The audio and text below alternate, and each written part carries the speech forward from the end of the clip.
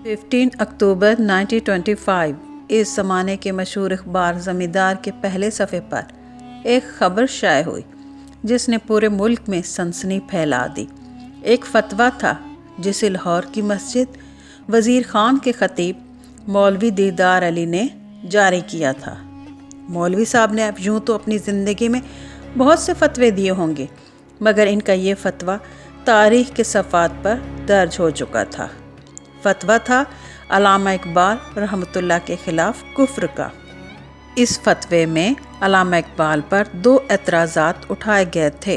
Number 1, यज़दान और परवरदिगार के अल्फाज अल्लाह की ज़ात के लिए इस्तेमाल होते हैं।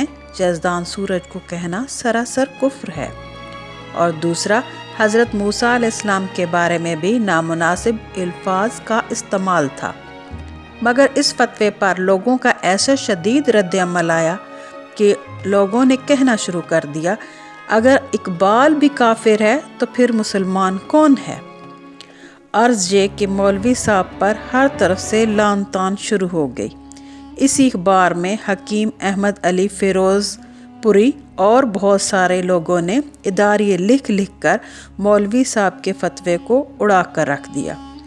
कुछ लोगों का ख्याल था कि मौलवी साहब को इस साजिश में फंसाया गया है, क्योंकि एक वक्त था उन्होंने ज़मींदार अखबार के मालिक पर भी एक फतवा जारी किया था।